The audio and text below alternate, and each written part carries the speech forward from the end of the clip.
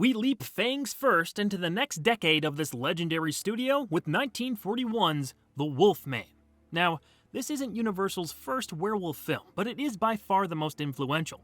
Much of what we know about werewolves in pop culture is derived directly from this movie. How did writer Curt Siodmak blend European folklore with his own imagination? How did Lon Chaney Jr. begin his unlikely path to stardom while firmly in the shadow of his famous father? What was the process of makeup artist Jack Pierce in creating yet another of his illustrious monster designs? Where does Dracula and the Invisible Man fit into all this? With a new era came new leadership. So what happened to Carl Laemmle and family? Join the pack and let's claw into The Wolfman. Following the death of his older brother, Larry Talbot finally returns home to his family's large estate near a small village. Father and son look to reconcile past issues. Larry meets a woman named Gwen and begins to refamiliarize himself with the area he grew up in. The little village seems to be a superstitious one. An oft-repeated legend is that of the werewolf. Even a man who is pure in heart and says his prayers by night may become a wolf when the wolfbane blooms. and the autumn moon is bright. So you know that one too, huh? When gypsy fortune tellers roll into town, Gwen's friend Jenny has a session with a man named Bela. Concern fills his face when he sees a pentagram appear in her hand. Bela has the same marking on his forehead and warns Jenny to leave. Moments later, a wolf mauls the woman. Larry intervenes and kills it with his freshly purchased silver-headed cane, but is bitten in the process. With Jenny dead and Talbot injured, a new twist arises. Bela's body is found bludgeoned to death in the same spot Larry fought the wolf. Strange things then begin to happen to Talbot. His wound disappears, animals react aggressively to him, and Maleva, Bela's mother, warns him of a dark fate. While trying to balance his feelings for Gwen and seek help from his father, Larry mutates into a beast of the night.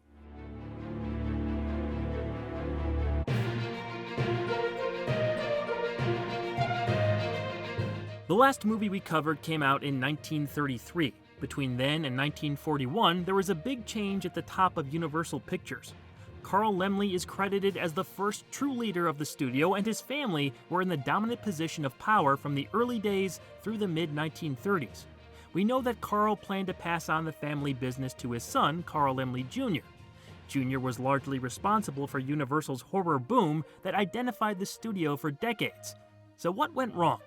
Well, Jr. was known for spending a lot of money on his productions. Sometimes his gambles paid off, but they still cost the company quite a bit of cash. The younger Laemmle didn't have the management skill set his father was known for, and by 1935, the production house was in debt.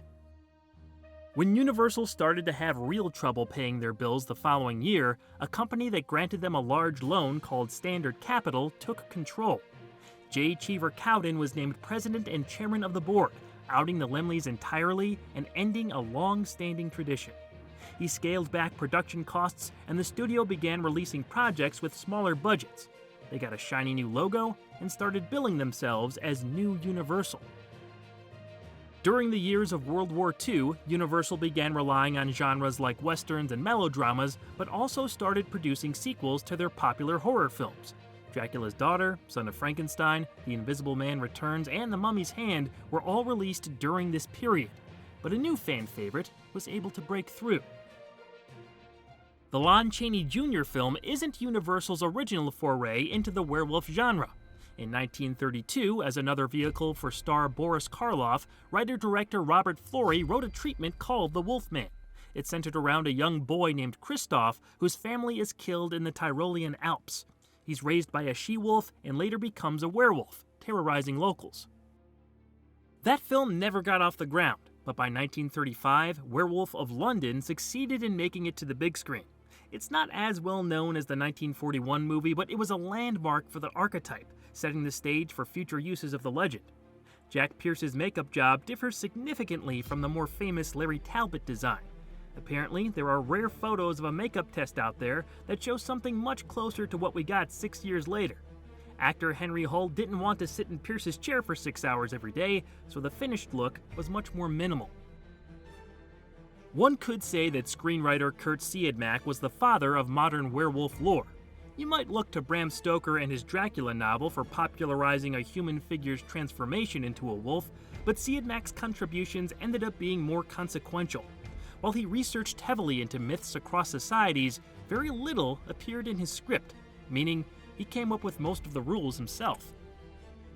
Siodmak's screenplay establishes those rules early on. We start things off with a definition of lycanthropy from a stack of encyclopedias. The pentagram is mentioned there and shown heavily throughout the story as the sign of a werewolf.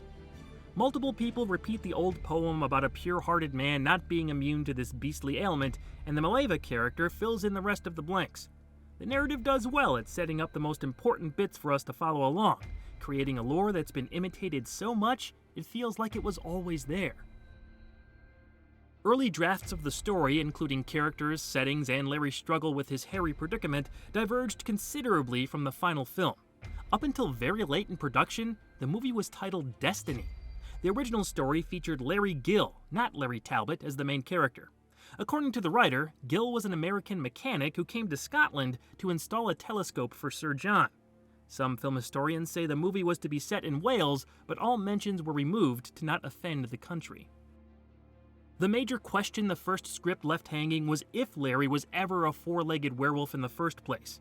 It's played ambiguously, the implication being that he might just be suffering from some sort of delusion. In fact, the script ends without an answer. This was the plan up until a few weeks before shooting started, and you can see some of that psychobabble left over in the film's dialogue. Well, it's an old legend. You'll find something like it in the folklore of nearly every nation. The scientific name for it is lycanthropia. It's a variety of schizophrenia. Universal decided to go all in and remove the uncertainty. Thus, the Wolfman scenes were added. This could explain why Bela transforms into a standard-looking wolf and Larry becomes an animal-human hybrid. Bela's wolf may have been a remnant of the original conceit. One interesting cutscene that was actually filmed involved Larry in his human form fighting a bear. He's taken over by his animalistic instincts and supposedly beats the crap out of it. As the story goes on set, the bear went crazy and almost killed Evelyn Ankers, the actress who played Gwen.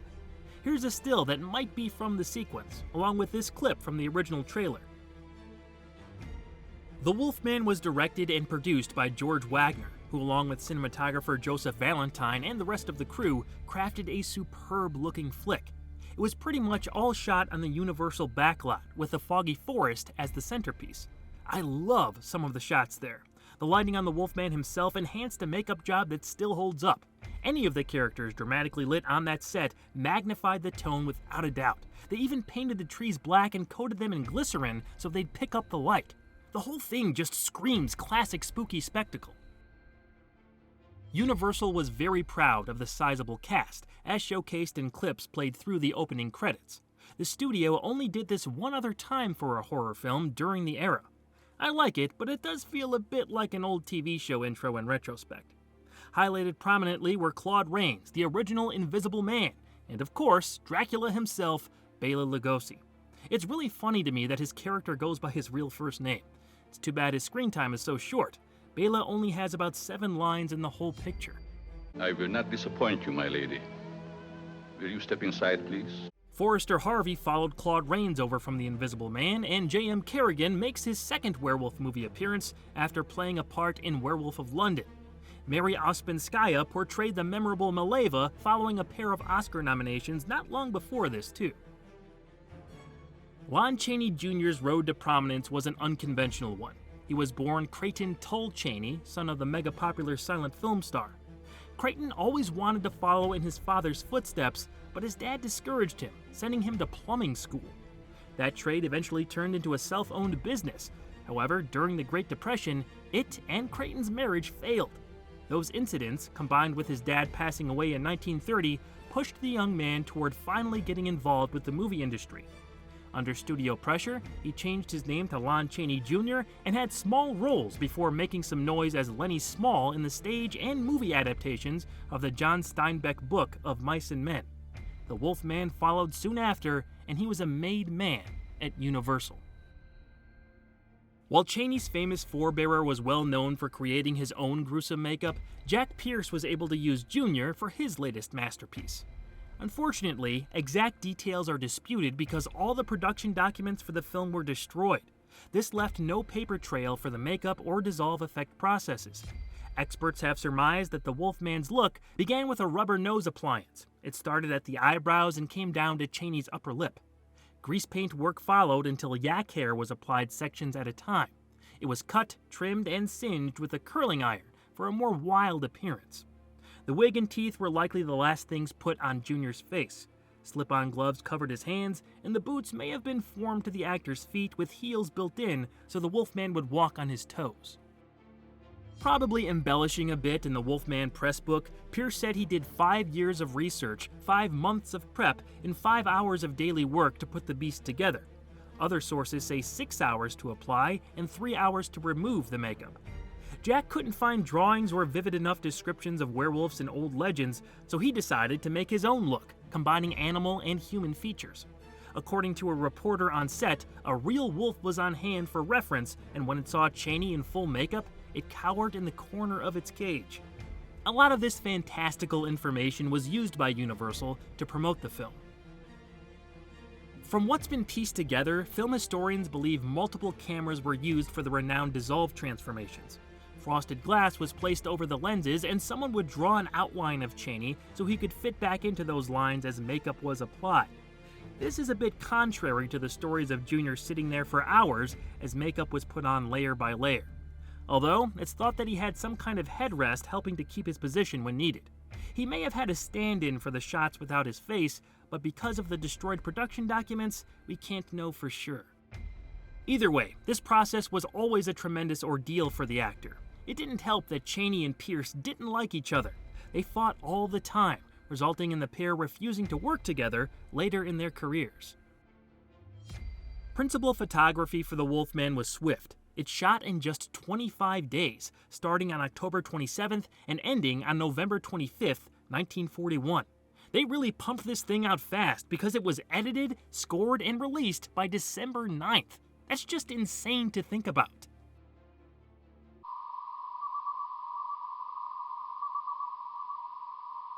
Out of control in his transformed state, Larry kills a gravedigger.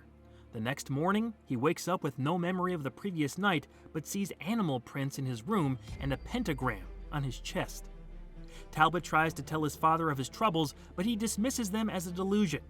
The whole village blames Larry for Bela's death and suspects something violent about him.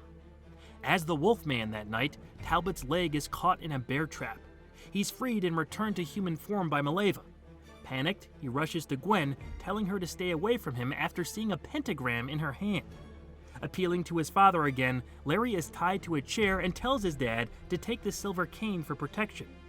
Sir John and those in his employ scour the forest for signs of a wolf pegged for the recent attacks. The Wolfman breaks from his restraints and attacks Gwen outside, who is searching for Larry in the forest. Sir John spots the scene and tussles with the monster, fighting for his life by striking the beast with the silver cane. The Wolfman dies from the blows and transforms back into Larry following a few words by Mileva. An incredulous Sir John looks upon the face of his deceased son as help arrives. They all assume Larry died defending Gwen from the wolf, as the story ends on a tragic note. The Wolfman was a huge hit, and within a few months made over $1 million. According to author Tom Weaver's feature commentary, critics at the time were mixed on the movie, but that clearly didn't affect its audience appeal or lasting influence. It launched Lon Chaney's career into the horror stratosphere. He was proud of the film for the rest of his life and was creatively satisfied with his involvement. He and female lead Evelyn Ankers worked together many times afterward, even though they never quite got along. Chaney was described as a large, gentle man with childlike, strong emotions. He battled alcoholism that plagued him for most of his life, which could make him a handful to deal with at times, but he was generally well-liked. He loved animals and actually adopted the dog acting as the wolf from early in the movie. His name was Moose, and Chaney would take him around on set for years after. In addition to the grueling makeup process, Chaney took his fair share of lumps on set. Not only did Moose bite him, breaking his hand, but supposedly Claude Rains bashed him up pretty good with the wolf cane. The top was made of vulcanized rubber, but still gave Junior a black eye and swelling. He was given an ice pack and told to go home. Maybe it would have been easier on him if Sir John shot his son with a silver bullet, as one draft of the script explained.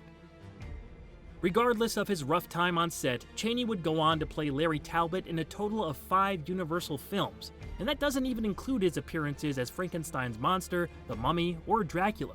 He was the only actor in the studio's classic horror pictures to play the same character so often.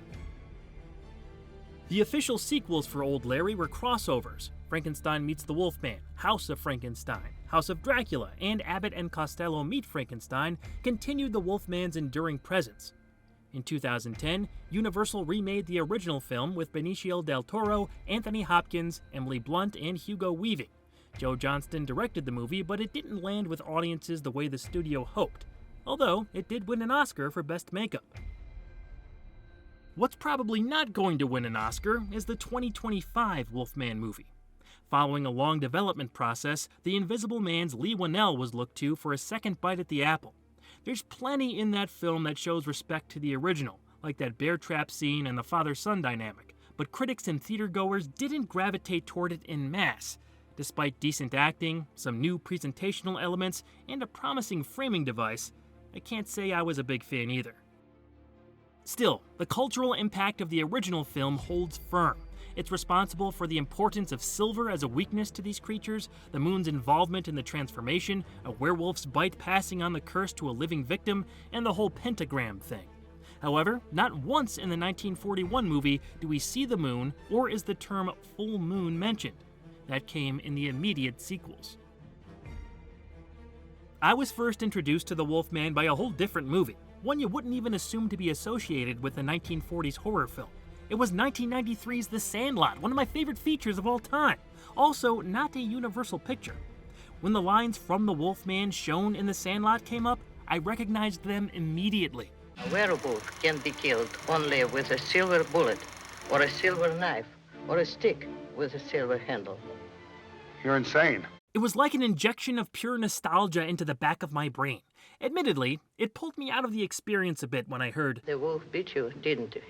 Yeah, he did.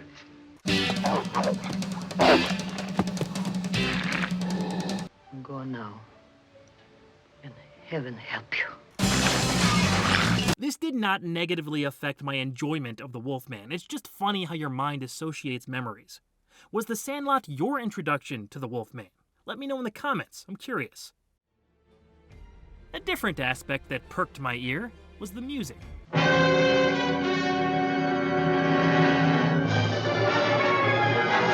About 10% of the music in The Wolfman was recycled, but the rest of this top-notch score was composed originally by Hans J. Salter, Frank Skinner, and Charles Previn. It really adds to the overall mood in a way that's missing from some of the earlier Universal horror classics. It's also got a bit of a Batman '89 thing going on.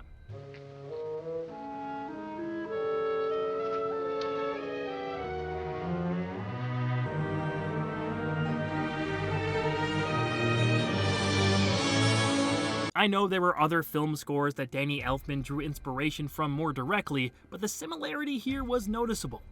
To me, at least. Overall, the performances were strong. Just about everyone played their parts well. I do think Warren William, Ralph Bellamy, and Patric Knowles were lost in the shuffle a bit, though. Their characters kind of blended together in the background. Lon Chaney's intention of creating sympathy for Larry Talbot was highly effective. He was great at being vulnerable in the right moment with seemingly no way out of his hellish situation. He and Evelyn Ankers had great chemistry as the movie went on. By the end, I really believed in their connection despite the obstacles placed in their way. Their scene outside the carnival cemented it for me. He'll protect you. From whom? Me? Just in case. I never accept a present without giving something in return. Here's a penny. That isn't enough. Their initial interactions were a little weird. Larry spies on Gwen with a telescope and tries flirting with her at her father's shop. What I'm really looking for is something half-moon-shaped. We haven't any like that just now. Oh, yes, you have. Don't you remember? On your dressing table up in your room. We'll take a little walk tonight, then we'll talk it over. No. How about tonight? No. Fine, I'll be here at 8. It's only fair to tell you I'm engaged. I'm going to be married very soon. By the end, it all works, but yeah, it was kind of strange from a modern perspective, I suppose, especially since Larry is shown to be such an upstanding guy. The other relationship in the film that gives it some depth is the father-son bond, or lack thereof, between Claude Rains and Lon Chaney Jr. There was clearly an estrangement between the characters that they're both actively trying to fix in the wake of the older son's death. There are moments of them getting along and talk of their familial ties, but Sir John is determined to cure his kid of what he perceives to be a mental illness. When Larry really needs his help, Sir John sort of turns his back on him, which may be why Larry left for 18 years in the first place. But you're going to stay with me, aren't you? Oh, no, I've got to go, Larry. These people have a problem. You must make your own fight. It's a sad thing to see. When you take into consideration the ending with Sir John killing his own flesh and blood, the whole story is revealed to be soaked in tragedy. Even the characters in the movie know it. Well, there's something very tragic about that man. When I first saw The Wolfman, I remember not liking it as much as its predecessors in Universal's lineage of horror. But rewatching it more recently, I found a deeper appreciation. It's really grown on me, and may currently be among my favorites of the bunch. For whatever reason, it just hit me in a different way this time around. The basics are well known, and I realize I've already spoiled the story here, but you should check it out if you've never seen it. The effects, acting, cinematography, and mood it conjures are worth the 70 minutes. Big thanks to the Wolfman's 4K Blu-ray for the behind-the-scenes information. Stop by the Walter Culture YouTube channel for more content, and join me next time as we head back to Universal Studios Orlando to take a ride on their brand new werewolf-themed spinning coaster. You bring the popcorn, I'll bring my barf bag.